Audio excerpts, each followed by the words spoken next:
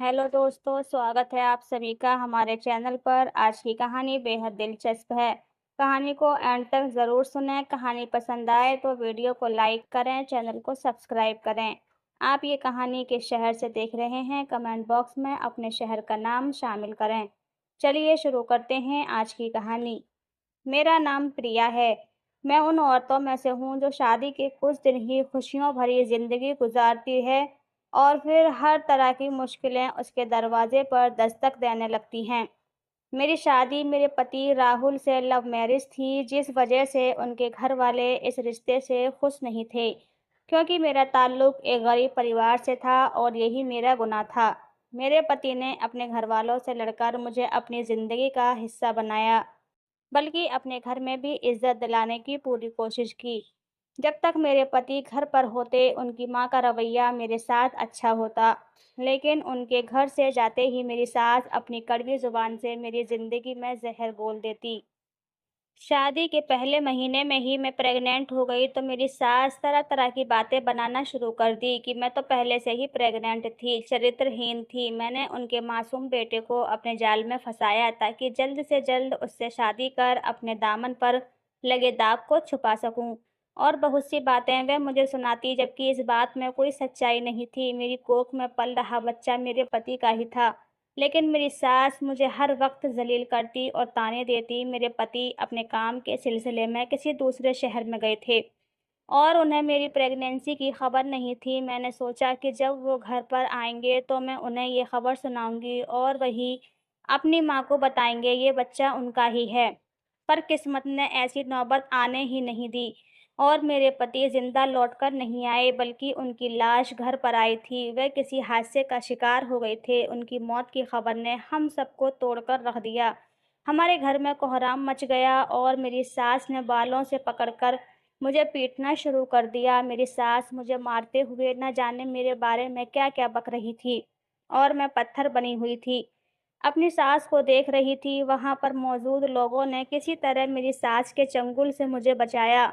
तो मेरी सास रो-रो कर कहने लगी कि मेरे बेटे को पता चल गया था कि मेरी पत्नी की कोख में पल रहा बच्चा उसका नहीं है और इसीलिए वो इस दुनिया से चल बसा। सब इस बदचलन औरत की वजह से हुआ है। इसने अपनी करतूत से मेरे बेटे को मार दिया। मुझे तो अपने कानों पर यकीन नहीं हो रहा था, पर मेरी सास झूठ पर झूठ मुझ पे इल्ज़ाम लगाती जा रही थी और वहाँ पर मौजूद लोग मुझे ऐसे देख रहे थे जैसे वाक़ई में मैंने कोई बहुत बड़ा गुनाह किया हो। मैं अपने हक़ में एक लफ्ज़ भी नहीं कह पा रही थी। मेरी खामोशी ने मेरे दामन पर पूरी तरह दाग लगा दिया था। मेरे पति की आरती भी नहीं उठी थी और मुझे घर से बाहर निकाल दिया गया। मैं ससुराल होकर मायके पहुँची तो वहाँ पर भी मेरा ठिकाना नहीं था। मेरी भाभी ने मुझ पर ताना कसते हुए कहा, जो औरत अपने पति को खा गई, वह हमारे घर को भी खा जाएगी। मैंने हाथ-पैर जोड़े तो किसी तरह मुझे मेरी भाभी ने रहने की इजाज़त दे दी।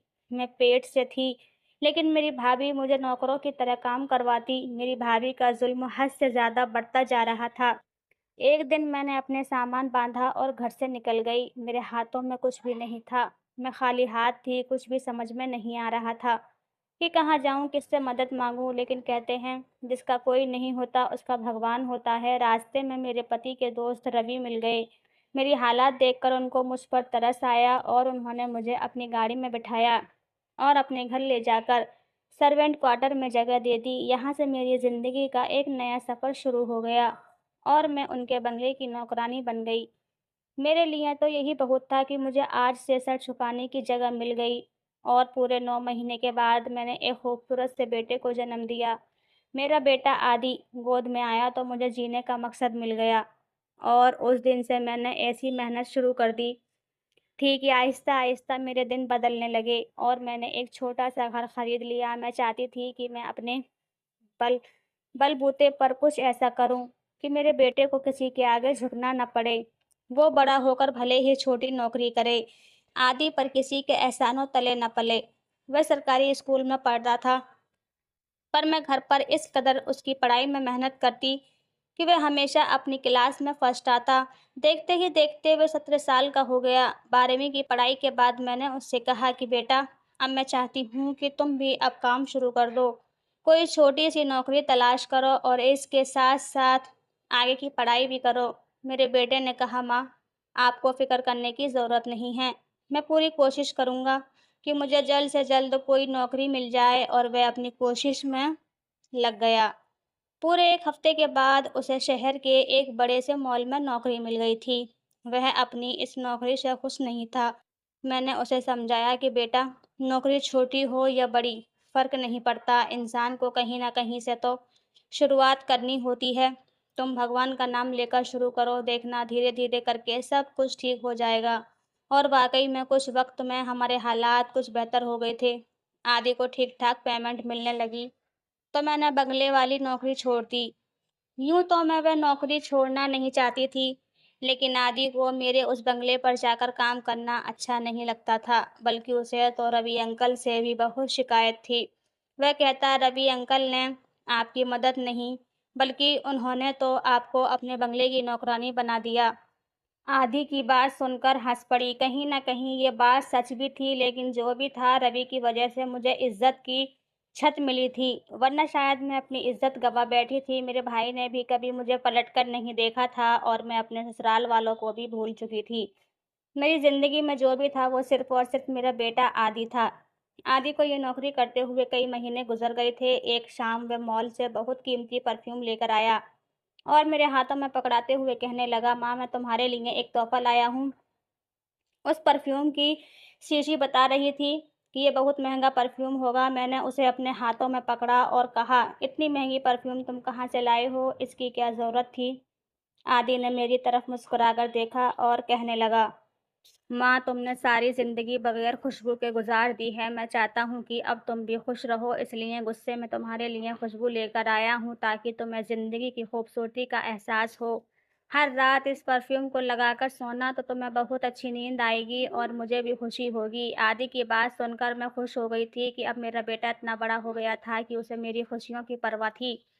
ये सोचकर मेरी आँखों में आँसू आ गए। मैं मन ही मन सोच रही थी कि मैंने अपने बेटे को किन-किन परिस्थितियों का सामना करके पाला है और अब वो अपनी ज़िंदगी में आगे बढ़ रहा है। ये सब सोचकर मेरी खुशी सँभाले नहीं सँभल रही थी।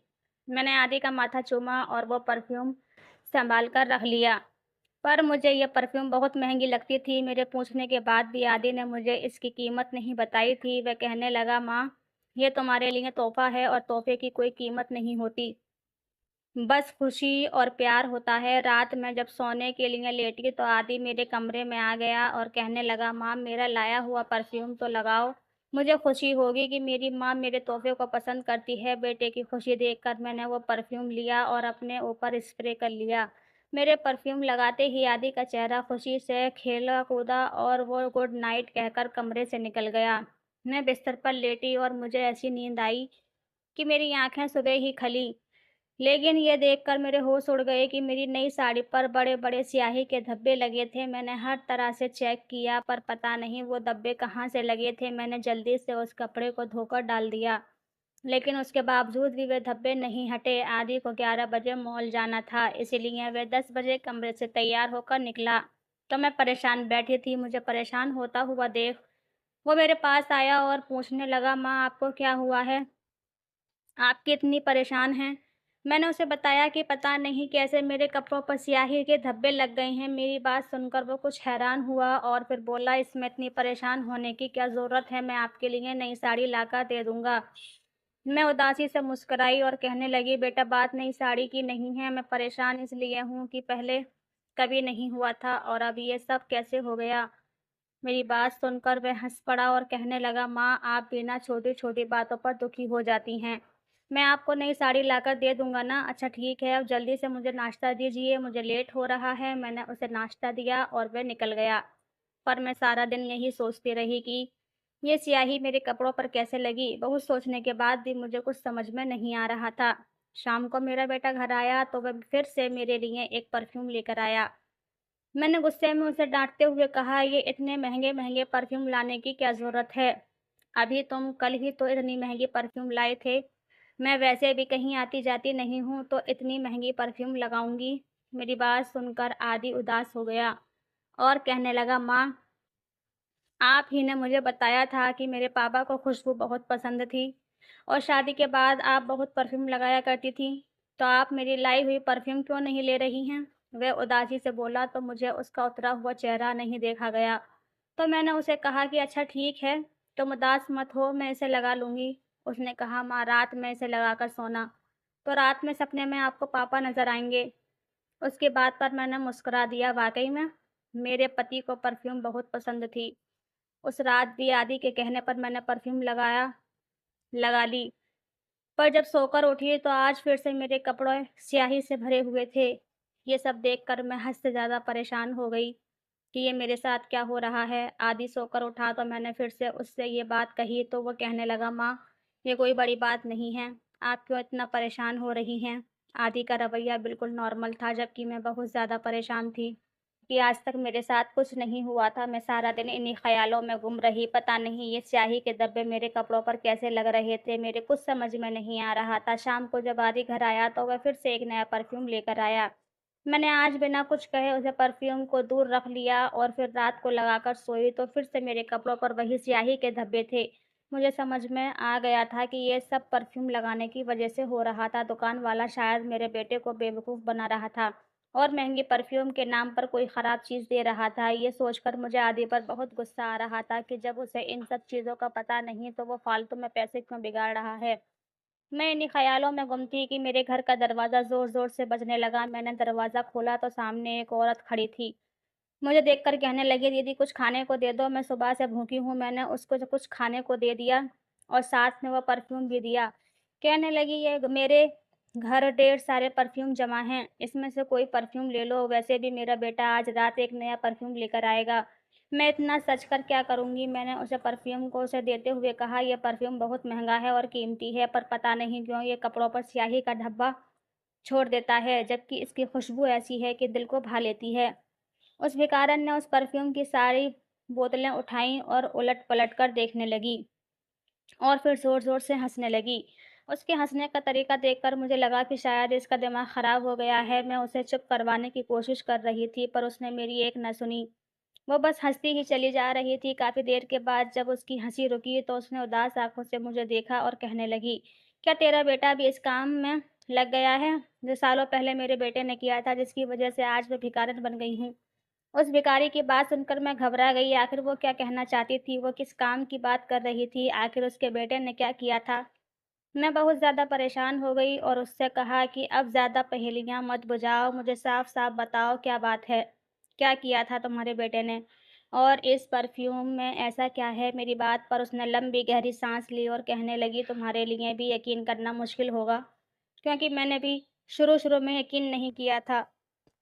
लेकिन बाद में जब सारा सच मेरे सामने आया तब तक बहुत देर हो चुकी थी। तुम देर न करना और मेरी बात को गौर से समझने की कोशिश करना। मैं तो अपने घर को ना बचा सकी, लेकिन तुम अपने घर को ज़रूर बचा लेना। उसकी बातों ने तो मेरे रोंगटे खड़े कर दिए थे। मैं तो पहले ही विधवा थी और सारी ज़िंदगी दुखों में कटी थी। अब जाकर कहीं मैं अपनी ज़िंदगी सुकून से गुजार रही थी, तो अब मेरी ज़िंदगी में कौन-सा तूफ़ान आने वाला था। मैंने उससे कहा कि क्या बात है, जल्दी बताओ।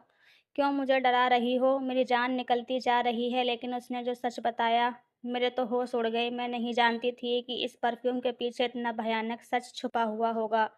उसकी बात सुनकर मुझे लग रहा था कि मैं अपने पैरों पर खड़ी नहीं हो पाऊँगी। क्या मेरा बेटा मेरे साथ ऐसा कैसे कर सकता है? मैंने तो उसकी परवरिश में कोई कसर नहीं छोड़ी थी। हज़ारों तकलीफ़ों के बाद भी मैंने उसे अच्छी परवरिश दी थी, पर मेरा वही बेटा मेरे साथ इतना बड़ा खेल खेल रहा था। मैं इस जगह चकरा कर बैठ गई और मेरी आँखों से आँसू बहते जा रहे थे। मुझे यकीन नहीं हो रहा था कि मुझे किसी और ने नहीं बल्कि मेरे बेटे ने धोखा दिया था। उसने मेरे भरोसे को तोड़ दिया था। मैंने तो उसमें अच्छे और बुरे की तमीज़ सिखाई थी। मुझे लग रहा था कि मेरी सारी मेहनत पर पानी फिर गया, क्योंकि मेरा बेटा एक गलत रास्ते पर चल पड़ा था।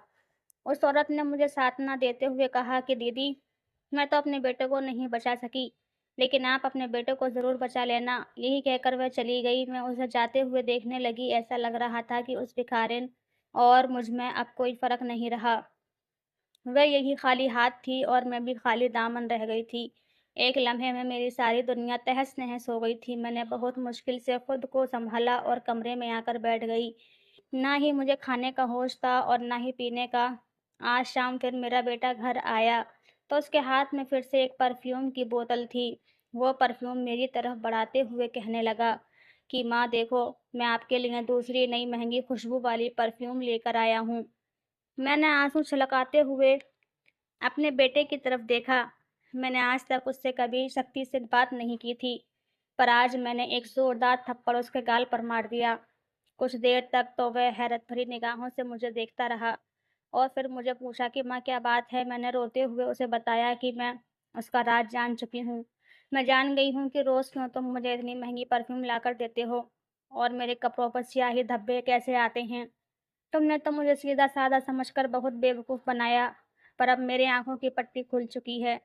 अब बताओ कि तुमने मेरे साथ ऐसा क्यों किया? क्या तुम्हें अपनी माँ की इज़्ज़त का ज़रा-सा भी ख़याल नहीं रहा? तुमने एक बार भी नहीं सोचा कि जब ये बात मुझे पता चलेगी, तो मुझ पर क्या गुज़रेगी? आदि ने मुझे बड़ी अजीब नज़रों से देखा और कहने लगा, क्या दादी ने आपको घर से निकालते हुए एक बार भी सोचा? क्या मामा ने कभी पलटकर हमारा हाल-चाल पूछने की कोशिश की? क्या रवि अंकल ने बिना किसी फ़ायदे के हमारी मदद की? नहीं ना, ये समाज ही इतना खुदगर्ज़ है कि आप जैसी विधवा और मुझ जैसे अनाथ लड़के को बिना किसी फ़ायदे के सहारा नहीं देना चाहता। अगर ऐसे में मैंने अपनी आगे की ज़िंदगी सुधारने के लिए कोई काम उठाया है, तो आप मुझे गलत कैसे कह सकती हैं?